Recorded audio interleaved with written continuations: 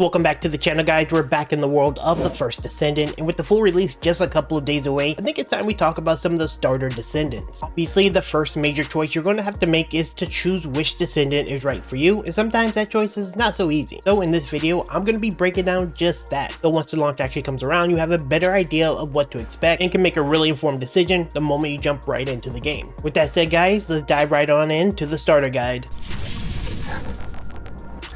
Starting off, let's begin with one of the coolest looking Descendants, Ajax. Now, Ajax is a character I personally enjoy a lot as he feels like he's very suited for pretty much any team and has a very strong supporting kit that makes it so that most comps will probably be happy to have you on their team. Now, Ajax isn't all about support or what I perceive to be, which is defensive support, but if built a bit differently, he can absolutely be a solid ability or skill-based character. Ajax is probably suited for a player who wants to be a team player defensively but still have the versatility of having decent mobility and AoE damage. Anyways, how does Ajax work exactly? Well, simply Ajax has the ability to store void energy during battle with his Event Horizon passive. Now, what this passive does is as you build up void energy, you gain Singularity, which basically has 3 stages in which you get a bonus towards cooldowns on your skills. You'll notice the bar at the bottom of Ajax bar, the yellowish one building.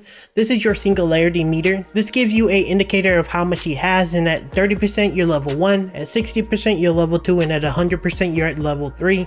You get 5, 10, and 20% cooldown reduction based on your level of Singularity. In order to gain void energy, you simply need to use skills basically. Once you reach your maximum Singularity, you'll get the enhanced buff, which will apply to all your skills, but the skill you use this passive on will consume your Singularity charge. Also, being out of combat for 10 seconds will deplete it as well. Anyway, you have 2 defensive skills, Orbit Barrier and Hypercube. Functionally, they do about the same thing. Ajax will put up a protective wall or cube that will block attacks and scale based off his HP and defense. Now, when enhanced, this basically makes it so damage is reflected back at attackers who are shooting at your barrier. And once again, this will scale with defense and HP, so it's pretty easy to build for with Ajax. For his 2 remaining skills, these are more offensive mobility focused skills. Void Walk will jump and do a crushing landing effect, dealing damage to enemies in AoE around you and then stun them. Expulsion will basically explode from Ajax, pushing enemies back and once again dealing AoE damage. I typically like to use these skills in conjunction because Void Walk gets you in position, Expulsion will blow them away, once again channeling void energy when the skill ends. Keep in mind when they are enhanced, they will do more damage and will be in a bigger AoE. Ideal stats to look for if you want to be more of a defensive support, I'd aim for defense and HP. Both of these stats are very good for scaling his shield abilities. Duration and cooldown is also very valuable as he tends to have pretty nice cooldowns with his passive, but having more increased uptime on shielding and of course skill duration will actually really help his shielding and skill uptime. For a more offensively focused Ajax, I would recommend going with cooldown, but maybe not so much into duration, as his Void Leap and his Expulsion doesn't have a duration but more so just kind of deals damage and end. Also, range is decent as well as you have more AoE on your skills. And finally, skill power can be useful as it will increase the damage of all these skills. Keep in mind this is more of a basic build though. This isn't taking into account skill altering mods, but yeah, this is how I would personally build them as a start. For our next Descendant, we're going to be talking about Vessa. And Vessa is a pretty cool Descendant, no pun intended,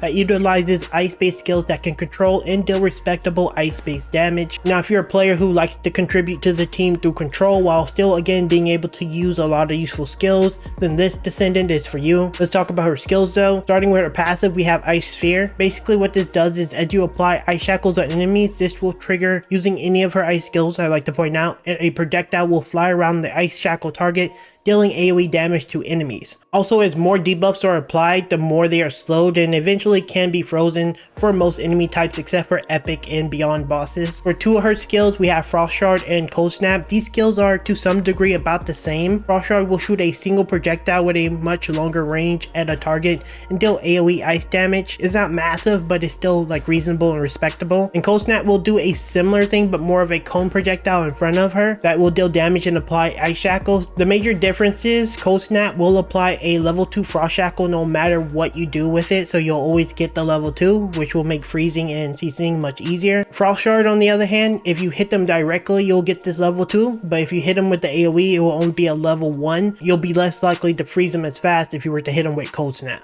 Now next onto her coolest skill, we have Frost Road, which basically increases your move speed by 30% and increases your energy shield while it's active. And if enemies touch the Ice Road, which is basically an ice trail that you leave behind, they will get a level 2 shackle on them, and with enough duration and cooldown or a mix of both, you can easily keep this skill up permanently. And honestly, this is actually one of the better skills in the game since it gives you so much for one skill. Finally, she has Blizzard. This is her ultimate ability, which is a pretty amazing debuff. It will summon a large AoE blizzard that will continuously apply level 3 shackle on enemies, and the AoE damage itself will actually apply a level 4. So this freeze will freeze enemies fairly quickly, and on top of this, it actually debuffs enemies. This includes bosses and elites by 25%, which is pretty massive. The biggest issue with this skill is that the duration is fairly low and the cooldown is really high. So to solve for this, I would ideally build for cooldown and duration to make it so Frost Roads have that permanent uptime we talked about, and Blizzard has a solid cooldown so that you can use that defense debuff as much as you want or